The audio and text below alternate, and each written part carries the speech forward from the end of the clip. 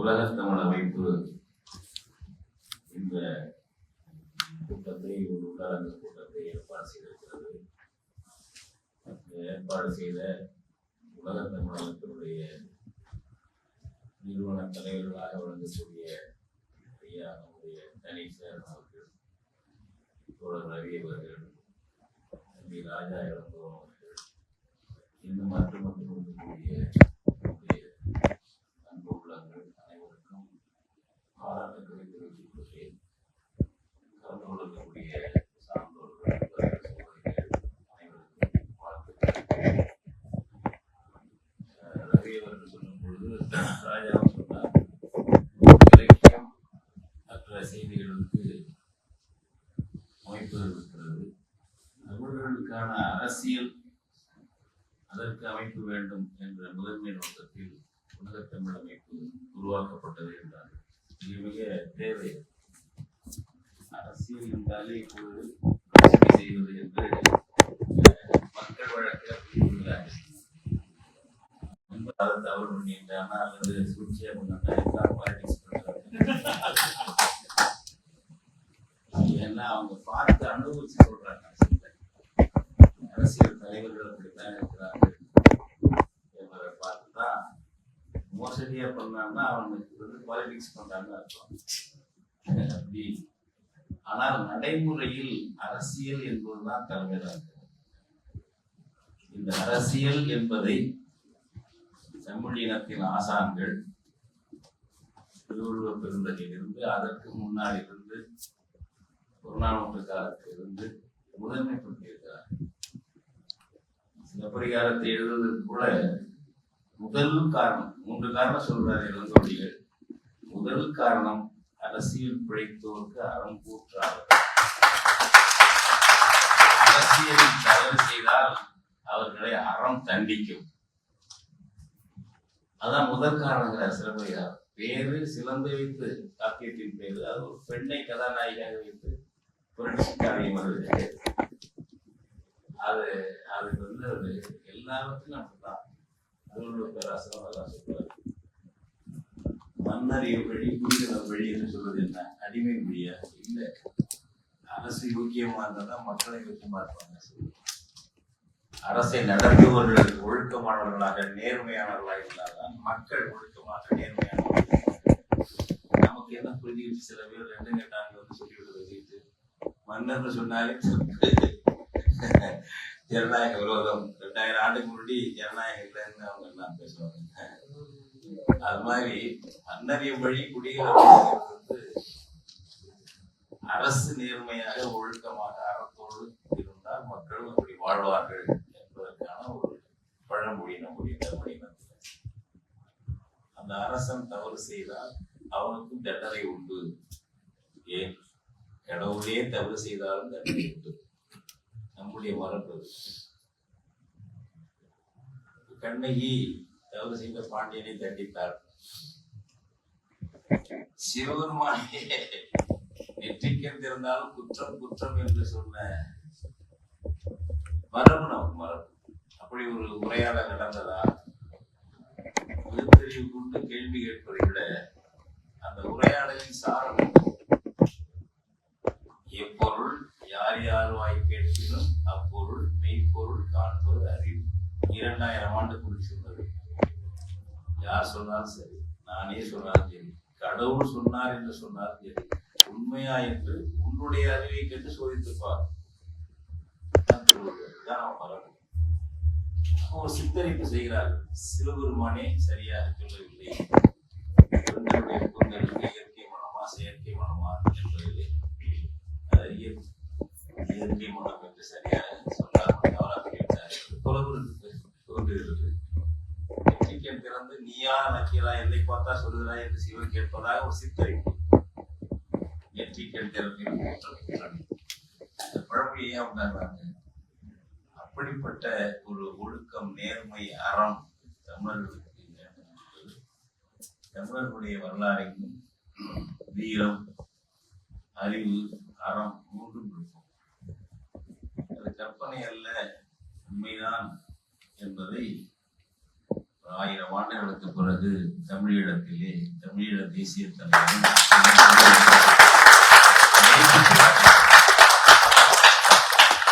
கற்பனை இல்லை. கரிகால சோழன் இமயத்திலே புலிகொடி ஏற்றினார் என்பது கற்பனை இல்லை. ஆரிய படையை விரட்டி விரட்டி அடித்தான் பாண்டியன் நெடுஞ்செழியன் என்ற கருத்தும் கற்பனை இல்லை. சேரன் செங்குட்டுவன் ஆரிய மன்னர்கள் தலையிலே கல்லை கொண்டு வந்து கண்ணகிக்கு சிலை எடுத்தான் என்பதும் கற்பனை இல்லை. ஆரியத்தை அடக்கி வைத்தால்தான் தமிழர்கள் தலை நிமிர்ந்து வாழ முடியும் என்பதற்கான சில சித்தரிப்புகள் இருக்கலாம். ஆனால் உண்மையான வீரம் அந்த மரபு அணு 1000 ஆண்டுகள் கழித்து செயல்பட்டது என்பதற்கு நம் கண்முன் உள்ள சாட்சியாகும். இப்ப இந்த அரசியல் என்பது தமிழ்நாட்டிலே 8 கோடி பேர் தமிழ்நாட்டின் மக்கள் தமிழர்கள் இருக்கிறோம். ஒரு தமிழினத்தின் தலைமை தாயகம் என்று சொல்லலாம். 2 தாயகங்கள் நமக்கு, தமிழீழம் ஒன்று, அடுத்தது தமிழ்நாடு ஒன்று, தமிழீழம் அடுத்தது.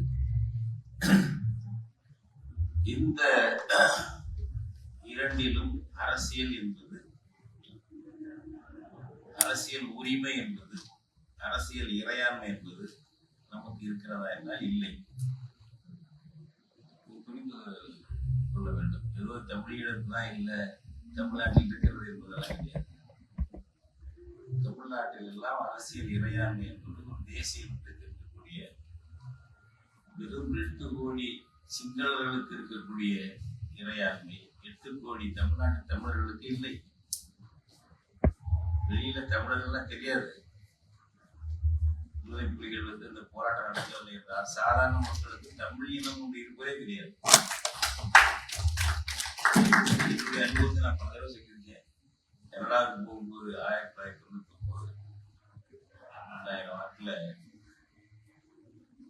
2000 நினைவு ஆணை இரவு வெற்றி விழாவை மகிழ்ச்சியோட கூட்டம் நடத்திருந்தார். கூட்டம் பேசுவதற்காக அழைத்திருந்தார். இந்த குடிமரபு பகுதி கனடாவில் வானொலியில் இறங்கின உடனே இது மாதிரி வீட்டில் அடிச்சாங்க. அவர் வந்து அறியாது செக் பண்ண ஆரம்பிச்சார். பேசினார். ஹிந்தியில பேசுறேன். என்ன ஹிந்தி தெரியாது. என்ன இந்தியாவில இருந்து வர்றேன். இல்ல என்னுடைய தாய்மொழி தமிழ் ஆங்கிலத்துல ஸ்ரீலங்காவோட இருக்கிறது அப்படின்னா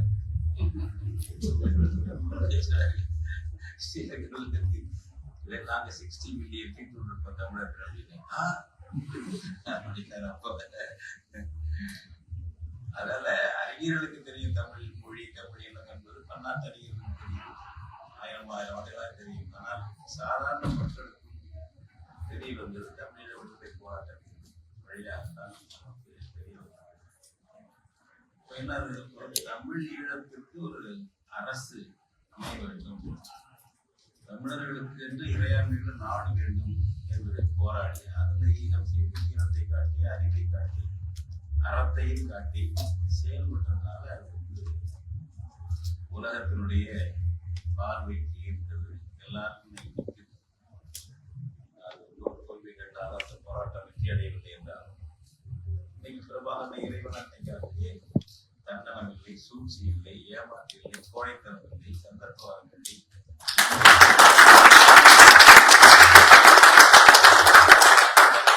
நம்முடைய தமிழர்கள் மதிக்கிறார்கள், உலகம் மதிக்கிறது. அது ஒரு மாற்று கிடையாது. அப்படிப்பட்ட ஒரு இறையாண்மை இன்னைக்கு நம்ம பேசுறோம். இஸ்ரேல் வந்து பாலஸ்தீனத்தை அழித்து கொண்டிருக்கிறது, பெரும் துயரமாக இருக்கிறது. ஈரானை கொண்டு வருகிறது, பெரும் துயரமாக இருக்கிறது. பாலஸ்தீனத்திற்கு வந்து இறங்க வேண்டியது, அந்த வன்முறையை அந்த மக்கள் உயிர்வாதையை தடுக்க வேண்டியது கட்டாய கடமை. அது ஒரு உலக பிரச்சனையாக பேசப்படுகிறது. பாலஸ்தீனத்தினுடைய மக்கள் அழிவு பேசப்பட வேண்டும். ஆனால் நமக்கு லட்சக்கணக்கில் நம்முடைய மக்களை படுகொலை செய்யும் பொழுது ஏன் உலக பிரச்சனையாக வர முடியாது? ஏன் ஏனென்றால் அதை பேசுவதற்கு என்று ஒரு அரசு உலகத்தில் எங்கேயும் நமக்கு இல்லை.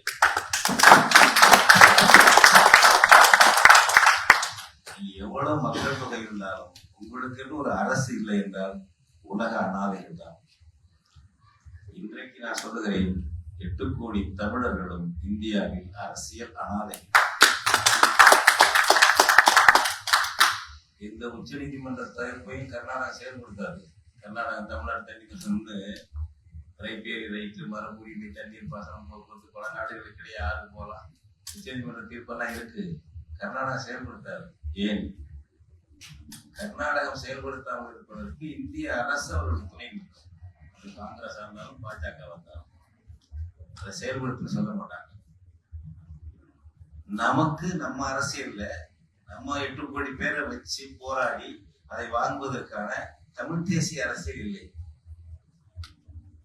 அது ஒரு மாநில அரசு, பெரிய அதிகாரமுள்ள அரசு இல்லை. இருந்தாலும் அதற்குள்ள அல்லது அந்த அரசுக்கு வெளியே கூட மக்களை திரட்டினாங்க. பல தடவை போராடி பல சிலைகளுக்கு பல தடவை போனாங்க. காவேரிக்காக இல்லை. அரசியல் இல்லை என்றால் நேர்மையான ஒழுக்கமான மனித உரிமையை பேணக்கூடிய, இனத்தின் மொழியின் தாயகத்தின் உரிமையை காக்கக்கூடிய மீட்கக்கூடிய அரசியல் இல்லை என்றால் 8 கோடி பேர் இருந்தாலும் அரசியல் அனாதைதான். 2 கோடி பேர் இருந்தாலும் அவன் தான் எஜமானன், சிங்களம் தான்.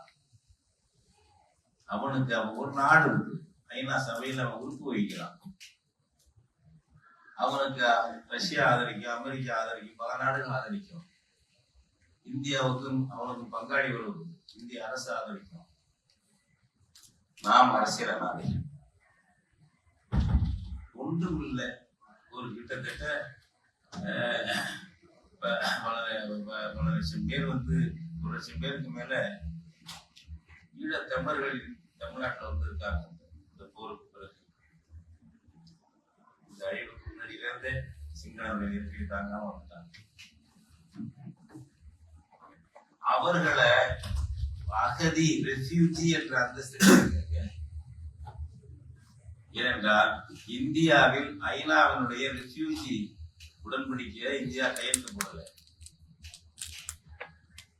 அதை காட்டிக்கொண்டு ஸ்டேட்லெஸ் பீப்புள், நாடற்றவர்கள், ஈழம் அவனுக்கு நாடு, ஈழ தமிழன் தமிழச்சிக்கு. அது இல்லைன்னா எங்க தமிழ்நாடு அவன் நாடுதான். தமிழ்நாடு இருக்கும் பொழுது, தமிழ்நாடுன்னு ஒண்ணு இருக்கும் பொழுது ஈழத்தமிழன் அப்படியே நாடற்றவனா போயிடுவான். அவன் நாடு ஈழம், அதுதான் அவன் தாய்நாடு தான். இல்லைன்னு சொன்ன கூட நாங்க இருக்கிறோம். இப்படி சொல்வதற்கு தமிழ்நாட்டு அரசியல் இல்லை. அவன் கேட்கறதுக்கு டெல்லிக்காரன் என்னடா சொல்றான்னு. திபேத்திலிருந்து வந்த தலாய் லாமா பிரதமரா இருக்கிறார். ஐயா நம்ம தலைமை அமைச்சிருக்காருல்ல, நம்மளா சொல்லிக்கிறோம் தலைமை அமைச்சர், இந்திய அரசால் அங்கீகரிக்கப்பட்ட தலைமை அமைச்சர் Dalai Lama. State in exile. அவ்வளவு இருக்காரு. அவங்க ஆட்கள் அகதிகளா இருக்காங்க, பல இடங்கள்ல இருக்காங்க இந்தியாவில். கர்நாடகத்துல நம்முடைய காவேரி உருவாகக்கூடிய பகுதிகள்ல, மடிகரை பகுதியில இருக்காங்க. அங்க பார்த்துட்டு இருக்கோம். வசதியான கட்டடங்கள், வசதியாக பிரிவிலேஜ் கிளாஸ் அப்படி இருக்காங்க. திபேத்தியர்கள் இருக்காங்க. நல்லது, மகிழ்ச்சி. எங்க ஆண்கள் ஏன்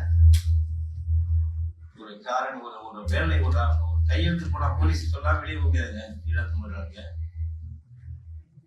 அகதி முகாம்ல நம்ம தான் அகதி முகாம் தான். நாடற்ற கும்பல்ங்கிறாங்க, நாடற்ற உதிரிகள், நாடற்ற கும்பல். இந்திய அரசினுடைய இந்த திட்டமுடி இதை மாத்திரா, இது அகதி அந்தஸ்து கொடுன்னு கேட்கறதுக்கு அரசியல் இல்ல. உண்மையான நேர்மையான தமிழ் தேசிய அரசியல் வந்தாதான். எனவே தமிழ்நாட்டில் தமிழ் தேசிய அரசியல் வர வேண்டும் என்பதற்கு உலகம் புறா வாழ்ற தமிழர்கள் அக்கறைப்படணும். தமிழ்நாடு ஒழுங்கா இருந்தா உலகம் புறா உள்ள தமிழர்களுக்கு பாதுகாப்பு, மதிப்பு. 8 கோடி பேர் இருக்கா, தாய் மண் அது. அங்க ஒண்ணும் இல்லைன்னா வேற எங்கேயும் கிடையாது. அதுபோல தமிழ்நாட்டு அரசியல்ல எந்த கட்சி சேர்க்கட்டும், தமிழ் தேசியம் என்பது தமிழ் இனத்துல பிறந்த ஒவ்வொருத்தருக்கும் உரியது. இந்தியா என்பது ஒரு தேசம் இல்லை, அது வந்து கான்ஸ்டிடியூஷனே சொல்றது இந்தியாவை. இந்தியா வந்து நேஷன் என்று இந்திய அரசமைப்பு சட்டம் எந்த ஆர்டிகிள் உறுப்புகளை சொல்லலை. முதல் உறுப்புல என்ன சொல்லுது இந்திய அரசியல் சட்டம்? India, that is Bharat, shall be a union of states.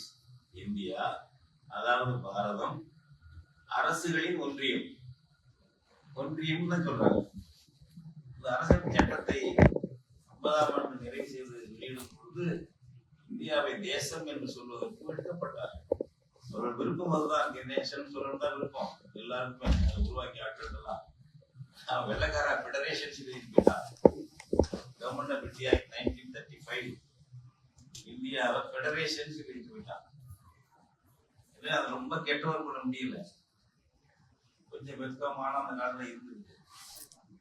பிறகு தேசம் தேசம் போட்டு பாயாசம் ஊத்திட்டாங்க. பிரியாம்பிள்ளியே தேசம்னு வரும், ஆர்டிகிள் விதியில வராது. அதுல கூட இந்தியாவை தேசம் என்று சொல்லவில்லை, வரையறுக்கவில்லை. அதுபோல இந்தியன் என்று ஒரு இனம் இருப்பதாக இந்திய அரசியல் சட்டத்தை சொல்லவே இல்லை. சிட்டிசன் ஆஃப் இந்தியா தான் இருக்கு. ஆனால் ஒவ்வொரு விண்ணப்பத்திலையும் நாங்கள் இந்தியன் தான் போடணும். இந்த அரசியல் சட்டத்துக்கு முன்னா இருக்கேன்னு கேட்க ஆள் இல்லையே, கேட்க நாதி இல்லையே. மற்றவெல்லாம் ஒத்துக்குவோம், எல்லாரும் ஒத்துக்குவாங்க. தமிழனை தவிர தமிழச்சியை தவிர எல்லாரும் ஒத்துக்குவாங்க. இந்தியன் கொடுத்துக்கலாம் அப்படின்னு சொல்லுவாங்க. அரசியல் என்பது இந்த கட்சி அரசியல், வாக்குச்சாவடியின் வாடிக்கையாளர் அரசியல் என்பதோட மட்டும் பார்க்க கூடாது. அதுக்கு மேலே உள்ளது, எல்லாத்துக்கும் உள்ளது. அதுல சந்தர்ப்பவாதம் இருக்கு, அதுல தவறு இருக்கு, எல்லாம் இருக்கும். ஆனா அரசியல் என்பது இந்த விழிப்புணர்ச்சி எப்படி இருக்கணும், ஜனநாயகம் எப்படி இருக்கணும் என்ற விழிப்புணர்ச்சியும் அந்த செயல்பாடுகளும் தமிழர்களிடம் இல்லை என்றால் நாம வந்து அகதி ரேங்க் கூட போகாம நடக்கும். அதுக்கு வந்து நீங்க வழிகாட்டணும். இது ஏன் அதெல்லாம் பேசுறீங்க? இன்னைக்கு அமெரிக்காவுடைய விடுதலை நாள் ஜூலை 4. ஒரு உலகத்துல முன்னோடியான முதல் வகையான ஒரு ஃபெடரேஷன். முதல்ல கான்ஃபெடரேஷன் நாங்க, அப்புறம் ஃபெடரேஷன் போட்டுட்டாங்க. அது கூட இன்னைக்கு உலகத்துல இருக்கிற கூட்டரசுல பெரிய அளவுக்கு தேசிய இனங்களுக்குள்ள உரிமை. நாங்கெல்லாம் படிக்கும்போது யுனைடெட் ஸ்டேட்ஸ் ஆஃப் அமெரிக்கா அப்படின்னா அமெரிக்க ஐக்கிய நாடுகள்னு தான் பாட புத்தகத்துல மொழிபெயர்த்தாங்க. இப்ப என்ன பண்றாங்க தெரியல, இந்தியா பாணி அமெரிக்க ஐக்கிய மாகாணங்கள். ஸ்டேட்டுங்கிறது எங்கடா மாகாணம் இருக்கு? எது விஷயம் இருக்கு? ஸ்டேட்டு மாநிலம் இருக்கு, அரசு இருக்கு. அது ராஜ்யம் சொல்றது, மாகாணம் சொல்றது. இது ஒப்பீட்டளவில் நம்ம வந்து இன்னும் கூட்டரசு கூடுதலா வேண்டியது இருக்கு. அது விஷயம். அது லெனின் சோவியத் யூனியன்ல அதை வழங்கினார். Right to self determination. விரும்பினா சேர்ந்துருக்கலாம், விரும்பினா பிரிஞ்சு போகலாம் என்ற அளவுக்கு சோவியத் யூனியத்தை கூட்டரசாக லெனின் தான் முக்கிய காரணம். கட்சி முடிவது இருந்தாலும் அதுல வந்து பெரிய ரஷ்ய மேலாதிக்கம் இல்லாத ஒரு எண்ணம் உள்ளவராக அவர் இருந்தார். இருந்த ஸ்டாலின்லாம் அவர் ஜார்ஜிய இனத்தை சேர்ந்தவர். ஆனால் ரஷ்யனாக தன்னை காட்டிக்கொண்டு பதவி எடுக்க ரொம்ப விரும்பி மகாருஷியரை விட பெரிய மகாருஷியரா இருந்து மற்ற இனங்களுக்கு பாதகமா இருந்திருக்காங்க. போகட்டும். அப்ப அந்த ரைட் டு செசில்னு ஒரு 1917 20 மாத்துறாங்க. பிரிஞ்சும் போறாங்க, அதெல்லாம் கூட்டரசுகள். ஆனால் அதன் பிறகு சட்டத்தை இயற்றியவர்கள் அங்க இருந்து அந்த உரிமையெல்லாம் வழங்கல. ப்ரொஃபசர் KCBR கூட்டரசு பற்றி எழுதியவர். இந்திய அரசியல் சட்டம் பார்வைக்கு கூட்டரசு போல இருக்கும், ஆனா உண்மையில் அது ஒற்றை ஆட்சி தான் என்று சொல்லுவாங்க. இந்த விஷயங்கள் எல்லாம் வச்சுதான் நாங்க தமிழ் தேசியத்துல ஒரு கூட்டரசா மாற்று, இறையாண்மை உள்ள தேசங்களின் உரிமையா மாற்று. இந்த தொந்தரவுலாம் யாரால வந்தது? சொன்ன வருத்தப்படுவாங்க. ஐரோப்பிய வேட்டையாடிகளால் வந்து கொஞ்சம் முன்னாடி ஒரு படம் நல்ல பாட்டாங்க, சங்கிலி மன்னனை வீழ்த்தி ஆட்சியை மாத்தி கையில இருந்தவன் போர்ச்சுகீஸ், டச்சுக்காரன், வெள்ளைக்காரன், அவங்க தான் கொண்டு போய் ஈழத்தை சிங்களனோட சேர்த்து வைக்கிறாங்க. ஒரு நாடாக்குறாங்க அந்த பொருள் தான். அது மாதிரி குஜராத்துக்கும் தமிழ்நாட்டுக்கு என்ன சம்பந்தம்? பிரித்தானிய பீரங்கிகளின் வல்லுறவுக்கு பிறந்தது இந்தியா. இந்தியாவின் தந்தைமார் ராபர்ட் கிளைவும் வாரன் ஹேஸ்டிங்கும். காந்தியை சும்மா சொல்லிட்டு இருக்கோம். இந்தியாவின் உண்மையான தந்தைமார் ராபர்ட் கிளைவ், வாரன் ஹேஸ்டிங். இந்த உலகம் பூரா வேட்டையாடி இயற்கையான தேசங்கள் வளர்ச்சியை சீர்குலைத்தவர்கள். சொன்னா வருத்தப்படுவாங்க. ஒரு காட்டு முன்னாடி படம் இல்லையாது. இந்த வரலாறு அனுபவிக்கிறவங்க ஒவ்வொருத்தரும் ஒவ்வொரு நாளும் natural nation state formation nation state formation 17-18ஆம் நூற்றாண்டு கருத்து. மன்னனுடைய வலிமைக்கு ஏற்பெல்லாம் நாடு ஒரு மொழி, ஒரு தாயகம், அது தனிநாடு, அல்ல நீ மன்னராட்சியும் மக்களாட்சியும் அப்படி முடிவு பண்ணிக்க என்பதுதான் வந்தது நேஷன் ஸ்டேட் ஃபார்மேஷன். அந்த தேச அரசு ஐரோப்பாவில் பல இடங்கள் உண்டாகி இன்னும் சிலர் உண்டாக்க வேண்டி இருக்கிறது. இதுக்கு நேர் விரோதமா கொண்டு வந்து எங்களை எப்படி இணைச்சி எப்படி இங்க நேஷன் ஸ்டேட் ஃபார்மேஷன் பேசிக்கிட்டு ஐரோப்பாவில் புத்திசாலிகள் ஒரு தேசியம், ஒரு தாய்மொழி, அதனுடைய ஒரு தாயகம், அது ஒரு தேசம், அதானே நேஷன் ஸ்டேட் ஃபார்மேஷன். அது ஏன் எங்களுக்கெல்லாம் கிடையாதா? வண்டிகை காட்டு மிரண்டிகள் நினைத்தா பல பேர் சேர்த்து ஒரு நாடு சொல்லுவானா? அது மாதிரி தான் ஆயிருக்கு. ஒவ்வொரு இடத்துலயும் அதான பிரச்சனை ஆயிருக்கு. ஒவ்வொரு இடத்துலயும் பிரச்சனை ஆயிருக்கு. இந்த புரிதல் எல்லாம் சொல்லி இந்த விஷயங்கள் எந்த அளவுக்கு நம்ம செய்யணும், உதவி செய்யணும், விழிப்புணர்ச்சி உண்டாக்குறது வந்து புலம்பெயர்ந்து வாழக்கூடிய இந்த தமிழர்கள் மட்டுமல்ல, எல்லாம் சேர்த்து இருக்கு. இந்த குழுவை உருவாக்குற உலக தமிழ் அமைப்பு என்பது இன்னும் நீங்க நல்லபடியா சிறப்பா செயல்படணும், ஆக்டிவா செயல்படணும். இதனுடைய மாநாடு, வெள்ளி விழா மாநாடு நினைக்கிறேன். நான் 2016 வந்தேன். முதல்ல நான் போயிட்டேன். இது 3வது தடவை வந்துருக்கேன். அங்கதான் கவி மாநிலத்தில் வெர்ஜீனியாவில் நடந்த இந்த மாநாடு. அரசியல் வெறும் இலக்கியம், பண்பாடு மட்டுமல்ல, அதெல்லாம் இருக்கட்டும், அந்த அமைப்புகள் இருக்கட்டும், வேணாம்னு சொல்லல. அதை தாண்டி அரசியல், தாயகங்கள், உலகம் பூரா வாழக்கூடிய தமிழர்களை பற்றிய அக்கறை. நாளைக்கு ஒரு மலேசியாவில் ஒரு பிரச்சனைனாக்க தலையிடணும், சிங்கப்பூர்ல ஒரு பிரச்சனைனா தலையிடணும், தென்னாப்பிரிக்காவில் ஒரு பிரச்சனை தமிழர்கள்னா தலையிடணும், பேசணும், கருத்து சொல்லணும், ஐநா மன்றத்துக்கு கொண்டு போகணும், உலகளாவிய ஊடகங்களை கொண்டு போகணும். சீனாக்காரனுக்கு இல்லையா? ஒரு இடத்துல சீனாக்காரனுக்கு ஒரு பாதிப்பு வந்தாங்க, தலைமை சீனா தலையிடுது. மலேசியாவிலையோ அல்லது சிங்கப்பூர்லயோ சீனர்களுக்கு ஒரு பிரச்சனை என்றால் சீனா தலையிடும், எங்க இருந்தாலும் தலையிடும். அவங்க மோதிக்கிட்டாலும் அமெரிக்காவும் சீனாவும் யார் வல்லரசா இருப்ப மோதிக்கிட்டாலும் அமெரிக்காவில் உள்ள சீனர்களுக்கு மதிப்பு இருக்கிறது.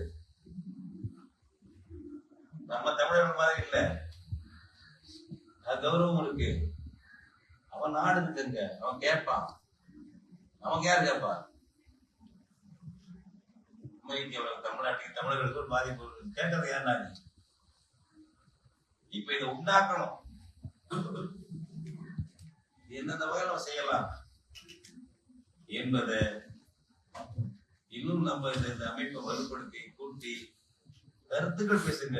நான் திரும்ப சொல்றோம், தமிழக தேசிய பிரபாகரனே சொன்னார், நீங்க வந்து எந்த நாட்டுல குடியிருக்கிறீங்களோ அந்த நாட்டு சட்டத்திற்கு கட்டுப்பட்டு செயல்படுங்க, அந்த நாட்டு சட்டத்திற்கு செயல்படுங்க, அதற்கு ஜனநாயகமா செயல்படுங்க. இதான் அந்த நாட்டுக்கு விரோதமா போகணும். நீங்க எந்த நாட்டுக்கு போயிருக்கீங்களோ அந்த நாட்டினுடைய விதிமுறைகளுக்கு உட்பட்டு நடங்க. அதற்குள் உள்ள ஜனநாயகத்தை பயன்படுத்தி, கருத்துரிமையை பயன்படுத்தி அரசுக்கு கொண்டு போங்க, உலக நாடுகளுக்கு கொண்டு போங்க. அதில் நாம் இன்னும் அந்த மாதிரி ஒரு உலக பார்வையில உலக அளவுல நாம வழிகாட்டணும், துணையா நிக்கணும். தமிழர்களுக்கு நமக்குன்னு ஒரு அரசு இல்ல, புரிஞ்சுக்கோங்க. இறையாண்மை உள்ள அரசு நமக்கு இல்ல, எங்கேயும் இல்ல. சும்மா தமிழ்நாட்டுல என்ன இருக்கு? இறையாண்மையில ஒரு பாடம் ஒண்ணும் இல்ல. அதே சமயம் நமக்கு நம்முடைய இன அக்கறை மீது அக்கறை உள்ள கட்சிகளும் இல்லை. இப்பதான் தமிழ் தேசிய அமைப்பு உருவாகி வந்துட்டு இருக்கு. அப்ப தமிழ்நாட்டில் அப்படி இருக்கும்போது உலகம் முழுவதும் உள்ள தமிழர்களுக்கு அது பாதுகாப்பற்ற நிலையா இருக்கு. ஏன் இவ்வளவு எண்ணிக்கையை வச்சுக்கிட்டு நம்ம 16 கோடி இருக்கிறோம், 13 கோடி இருக்கிறோம் அப்படிங்கிறோம். நாங்க இங்கிலீஷ்ல 8 கோடி பேர் நம்மள இந்தியாவில. ஒரு நார்வேயுடைய மக்கள் தொகை என்ன, ஸ்வீடன் மக்கள் தொகை என்ன, எப்படி அவங்க இருக்காங்க, டென்மார்க்ல என்ன மக்கள் தொகை, அவங்க மொழி பல்கலைக்கழக ஆராய்ச்சி வரை அது அவங்க மொழியை தாய்மொழி தான் நார்வேஜிய டென்மார்க் மொழி. ஒவ்வொருமே அப்படிதான் இருக்கா. விரும்பினா ஒரு மொழி கத்துக்காது வேற விஷயம். அலுவல் மொழியாக பயிற்று மொழியாக அவங்க தாய்மொழி வச்சிருக்காங்க. அவங்க 80 லட்சம் மக்கள் உள்ள கூட 8 கோடி பேர் நாங்க இருந்துட்டு தமிழ் இல்லைங்க. எங்களுக்கு 1ஆவதுல இருந்து இங்கிலீஷ் மீடியம் படிச்சிடலாங்க. எவ்வளவு சீரழிவுல இருக்கும். 1ஆம் வகுப்புல இருந்து இங்கிலீஷ் மீடியம் 12ஆம் வகுப்பு வரணும். வெள்ளக்காரங்க தமிழ் கிடையாது. நாங்க படிக்கும் போதெல்லாம் 6ஆவதுல இருந்து தான் இங்கிலீஷ். வெள்ளக்கார ஆசிரியர் கூட இல்லைங்க. இப்ப 1ஆவதுல இருந்து இங்கிலீஷ் மீடியமே வச்சுக்கலாங்க. லாங்குவேஜ் கூட இல்ல, இங்கிலீஷ்லயே எல்லாம் படி, வரலாற்று படி, அதை படி, இதை படிக்கிறான், கணக்கு படி, எல்லாம் ஆங்கிலத்திலே படிக்க கொண்டாதான். அதை சேர்த்து திரும்பி போறாங்க. ஒரு சீரழிவு உருவாகிட்டு இருக்கு. அந்த மாடல் இந்த மாடல் தமிழ்நாட்டில் நடந்துட்டு தமிழ் அழிப்பு மாடல் நடந்துட்டு அவன் இந்திய கொண்டு வந்து திணிச்சுட்டு இருக்கான். சிபிஎஸ்இ பள்ளிக்கூடம் இந்திய அரசுடைய எக்கச்சக்கமா கொண்டாந்து இந்தியாவில் தமிழ்நாட்டில் பெற்றோர்கள் தெரிஞ்சு படிக்க வைக்கிறாங்க. நம்ம பிள்ளைக்கான என்ன ஆகும், ஏதாகும், ஹிந்தியும் படிச்சுக்கிட்டோம், இங்கிலீஷையும் படிச்சுக்கிட்டோம், வாய்ப்பு தான் அமெரிக்காவில் வேலை செய்யலாம், இல்லைன்னா ஹரியானாவில் வேலை செய்யலாம். தமிழ்நாட்டை நம்பல இப்படி இருக்குங்க. நமக்கு இப்ப நம்பிக்கை இல்லாத தற்சார்பு இல்லாத மக்களை உருவாக்கிட்டாங்க தமிழர்களை, தமிழச்சி பிள்ளைகளுக்கு போய் பாருங்க. எங்க ஊர்ல பேர்ல ஒரு 5ஆவது பள்ளிக்கூட வெளியே கூப்பிட்டு வச்சு பேர்லாம் கேட்டீங்கன்னா பீகார்ல உள்ள பேர்லாம் எவ்வளவு சீரழி வந்திருக்கு. இதுல எல்லாம் தலையிடுங்க. தமிழ்நாட்டில இருந்து சில பேர் அந்த குழுல சேர்த்துக்கங்க, சில நாடுகள்ல இருந்து சேருங்க, புதுசா யோசனை பண்ணி பண்ணுங்க. ஒரு நல்ல வலுவா வழிகாட்டக்கூடியதாக, தலையிடக்கூடியதாக, ஜனநாயக உரிமைகளை நிறுத்தக்கூடியதாக, சர்வதேச சட்டங்களுக்கு உட்பட்டதாக அந்த அமைப்பு உருவாகும். இப்ப இருக்கிற அமைப்பு போதும், இதை அப்படி இந்த கட்டமைப்போட கொண்டு வந்து செயல்படுத்தணும். சொல்லும் போது உங்களுக்கு ஒரு வேலை இருக்கு, குடும்பம் இருக்கு, வேலை இருக்கு, இருந்தாலும் இந்த வேலையை செஞ்சுட்டீங்கன்னா அடுத்தடுத்து தலைமுறை வரும், அடுத்தடுத்து பிள்ளைகள் பயன்படுத்தினாங்க. இப்ப தொடங்குறவங்களுக்கு கொஞ்சம் சிரமம் கூடுதலா இருக்கு. இப்ப ஐயாவெல்லாம் சேரன் ஐயாவெல்லாம் நான் மூத்த இளைஞருங்கிறத மூத்த இளைஞர். ஆனால் அதை வாங்கி செய்யறது இளைஞர்கள் முன் வரணும். இல்லைன்னா உலகத்துல அவரவர்களுக்கு ஒரு பாதுகாப்பு இருக்கும், ஒரு சர்வதேச அனாதையாக தமிழர்கள் இருக்கும். நான் தான் சொல்றேன், நாங்க தமிழ்நாட்டுல அரசியல் அனாதைகளாகத்தான் இருக்கிறோம். ஏதோ எல்லாம் இருக்கிற மாதிரி சும்மா எங்க இருக்கு, யார் இருக்கா? இப்பதான் கொஞ்சம் நாம் தமிழர் வந்து சீமானாவது பேசிட்டு அங்க போட்டு கிடக்கு. இல்லைன்னா நான் அந்த அவங்க கூட சொன்னேன், கருத்து வாக்கெடுப்பு நடக்கணும் 7 வச்சு ஐநா மன்றத்தின் மேற்பார்வையில் வெளிநாட்டா விடுதலை அடைஞ்சு போறதா, இலங்கையில கூட்டாட்சியா இருக்கிறதா என்ன அப்படிங்கறத பத்தி கருத்து வாக்கெடுப்பு நடக்கணும் அப்படின்னு நம்ம கேட்கிறோம். எத்தனை பேர் கேட்கறாங்க? இந்த தமிழ் தேசியத்தான் கேட்கிறோம். தனிநபர்கள் தம்பிகள் கேட்பாங்க. அமைப்புகள் கட்சிகள் இருக்குல்ல, இதை பத்தி பேச தெரியல. நாங்கெல்லாம் எங்க அமைப்புல இருந்தே கேட்கிறோம். தமிழ் தேசிய பேர் இருக்குமா, நாம் தமிழ், எங்க அமைப்பே அதை கேட்குது. எங்க கட்சிகள்ல உள்ள இன உணர்வாளர்கள் அதை கேட்பாங்க. அந்த கட்சி தலைமை கேட்கறது இல்லை. இதுல என்னங்க குற்றம் வந்துருச்சு? ஒரு கருத்து வாக்கெடுப்பு நடத்து கேட்டா என்னங்க? ஒவ்வொரு நாட்டிலையும் நடத்துறாங்கல்ல, சூடானுக்கு நடத்துறாங்க, அங்க இதுல இந்தோனேஷியால எல்லாம் ஐநா அல்லது அமெரிக்கா அவெல்லாம் தலையிட்டு கண்ட்ரோல் நடத்துனாங்க. குறைந்தபட்சம் நம்ம கேட்கறதுக்கு கட்சிகள் இல்லைங்க. சரி போகட்டும், இப்ப நம்ம கேட்போம், நம்ம இது பெருகி வரட்டும். அதான் சொல்லுது, தமிழ் தேசியம் என்பது இனத்தால் வருவது, கொள்கையால் வருவதில்லை. நீ வலதுசாரியா இருக்கலாம், இடதுசாரியா இருக்கலாம், நடுசாரியா இருக்கலாம், தமிழ் சாரியா இல்லை. நீ தமிழன்னா தமிழ் தேசியம், அவ்வளவுதான். அதான் தமிழ் தேசியம். வேற என்ன இருக்கு? சிறந்த கொள்கை மேல தமிழ் தேசியம் எங்க சொல்றான்? அதெல்லாம் கிடையாது. இந்தியன் என்ற ஒரு இனம் கிடையாதுங்க. அங்க வலதுசாரி இந்தியன்கிறான், பாஜக கம்யூனிஸ்டும் இந்தியங்கிறான், இடதுசாரியா நடுசாரிகள் இருக்கு இந்த பக்கம், அதுவும் இந்தியன்கிறான்.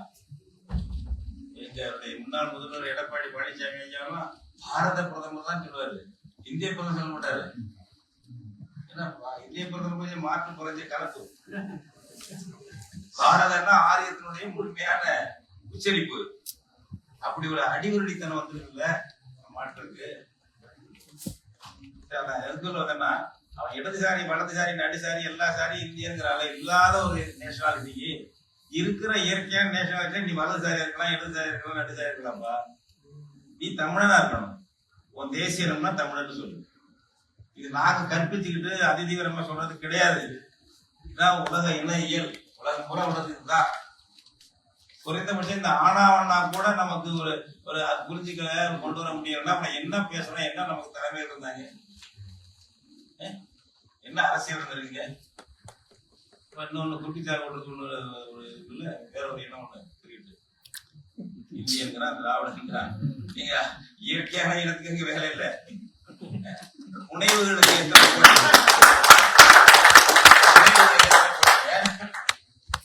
ஏன் நீ நீ வச்சா பேரா இருக்கிற, ஏமாந்த பேரா இருக்க. உனக்கு என்ன பேர் வைக்கிறதுனா அவன் போட்டி போட்டுட்டு இருக்கான். உனக்கு உன் பேரை சொல்றதுக்கு யோக்கியதை இல்ல. ஆமா,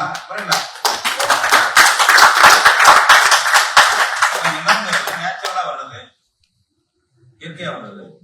அது எதாச்சும் அவங்க மாத்துவாங்க, எனக்கு மாத்துவானா? அதுல நீ சாய்ஸ் வைக்கடா, எனக்கு கூறி தேர்ந்தெடுத்துக்க. சாய்ஸ் இந்தியன், திராவிடன், தமிழர், சாய்ஸ். குறைந்தபட்சம் இதில் கூட மாற்றம் இல்லை என்றால் விற்கப்படும். நம்ம காலத்துல மாத்தியாகும். ஆனா நீ வலதுசாரியா இடதுசாரி எந்த சாரியா தொலை ஒரு இனத்தை மாத்த முடியுமாங்கிற. நான் என்ன சொல்லுவேன், சில பேருக்கு நம்ம விடுதலை புலிகள்ல முக்கியமா காட்டி கொடுத்துட்டு போயிட்டாங்க. காட்டி கொடுத்துட்டு போனாலும் அவன் தமிழன் தானே. தமிழ் சொல்றீங்க, நான் சிங்களம் சொல்லுவீங்கள, நான் உதாரணம் தான் சொல்றது. அவங்க பேரெல்லாம் சொல்லி சொல்றது அது வேண்டாம். அந்த கூட்டத்துல அவங்க பேரும் சொல்லாட்டா. அவன் அப்பா தமிழஞ்சி தமிழன் தமிழ் தானே. இனம் அப்படிதான் பாருங்க. அவன் துரோகியா கூட இருக்கலாம்பா, புரட்சியாளனா இருக்கலாம், இடதுசாரி இருக்கலாம், வலதுசாரி இருக்கலாம். பிறந்த இனத்தினால வர்றது அவனுடைய தேசிய இனம். அவன் தமிழன். அவன் நமக்கு எதிரியா போயிட்டான், காட்டி கொடுத்தான் அப்படின்னு சொல்லிட்டு போ. அதுக்கு அவன் இனத்தை போய் மாத்த முடியுமா? எல்லாம் மாத்தலாம். எங்க தமிழ்நாட்டில் மாத்திடலாம். என்னோட சாய்ஸ். இனமற்று இருக்கலாம். அது இன்னொரு பெரிய ஆளுநர் போயிட்டாரு. இனமற்று இருக்கலாம். இந்த குழப்பம்லாம் இருக்கக்கூடாது. உலகத்தை பாரு. நாங்க எது கற்பனையா சொல்றோமா, எங்களுக்கு இனவெறியோட சொல்றோமா? அதெல்லாம் இன தேசிய இனங்களை பற்றி புத்தகங்களா படிங்க. நேஷனாலிட்டிஸ் எப்படி இருக்கு, அது கொள்கையை வச்சு வருது இல்லை, அது பிறப்பால வருது. ஒரு தாயகம் என்பது சில பேர் சொல்லுவாங்க, கம்யூனிஸ்ட் ஒரு கான்டிகுவஸ் ஏரியாவில் தொடர்ச்சியான நிலப்பகுதியில ஒரு காமன் லாங்குவேஜ் பேசுறவங்க ஒரு ஒரு தேசிய ஏன்னா கான்டிகுவஸ் ஏரியா ஹோம்லேண்ட் இல்லடா, ஏன் மதர்லேண்ட் இல்லையது? என்ன கான்டிகுவஸ் ஏரியாங்கிற மறைக்கிறது, அது தாயகம். நமக்கு தமிழன் மட்டும் யாருக்கா இருந்தாலும் சரி, அதுல மொழி பேசுறாங்க, தாய்மொழி. ஒரு தாய்மொழி, அதனுடைய தாயகம். அதுல சிறுபான்மையா வேறு மொழிகள் வேறு இனத்தா இருக்கத்தான் செய்வாங்க. அந்த சிறுபான்மைக்காக அந்த பெரும்பான்மை இயற்கையா அந்த காலங்காலமா வாழ்றது, தான் பேரை மாத்திக்காது, நாட்டை மாத்திக்காது, மொழி இனத்தெல்லாம் மாத்திக்காது, சாய்ஸ் வைக்காது. எனவே இந்த புரிதல்லாம் கொண்டு வருவதற்கு எங்க எந்த நாட்டுல இந்த நாடுகள்ல பிரச்சனை வந்தாலும் சரி, தமிழர்களுக்கு பாதிப்பு, சிவில் ரைட்ஸ் பாதிச்சாலும் சரி, அதில் தலையிடுறது, அது உலகம் முழுக்க கொண்டு போறது என்ற இந்த மாதிரி கடமைகளை எல்லாம் உலக தமிழ் அமைப்பு செய்ய வேண்டும். எங்களால் ஆன தமிழ்நாட்டு பணியை அதில் செய்வோம் என்பதை நாம் செய்கிறோம். நாங்க என்ன சொல்றோம், நீங்க அமைச்சிட்டீங்க, அதனால பெரிய இடத்துல இருந்து அமைச்சிருக்கீங்க, நல்லது, இதை வலுப்படுத்தலாம், இதனுடைய செயல்பாட்டை விரிவுபடுத்தி அந்த மாதிரியை தலையிட்டு ஒரு சிவில் ரைட்ஸுக்கு அது முழு நேரமா கூட சில பேர் ஈடுபடுற மாதிரி நீங்க உருவாக்கலாம், நாளைக்கு வேறெல்லாம் செய்யலாம். அந்த தொலைநோக்கோட வச்சு அந்த வகையில் இது செயல்பட வேண்டும் என்பது என்னுடைய விருப்பம். நன்றி. இவ்வாறான பல செய்திகளை, பல சிக்கல்களுக்கு விடை கிடைக்கக்கூடிய செய்திகளை தமிழர் கண்ணோட்டம் வலையொலியில் வெளிப்படுத்தி வருகிறோம். இது தற்சார்பாக செயல்படுவதற்கு நிதி தேவைப்படுகிறது. இந்த நிதியை நம்முடைய மக்களாகிய நீங்கள் தான், இளையோரும் பெரியோரும் நண்பர்களும் தோழர்களும் சான்றோரும், நீங்கள் உங்களால் இயன்ற அளவு என்ன இயலுமோ அந்த நிதியை வழங்குமாறு அன்போடும் உரிமையோடும் கேட்டுக்கொள்கிறேன். உங்களுக்கு நன்றி உணர்வோடும் பொறுப்புணர்வோடும் தமிழர் கண்ணோட்டம் செயல்படும் என்பதை உறுதி தெரிவித்துக் கொள்கிறேன். நன்றி, வணக்கம்.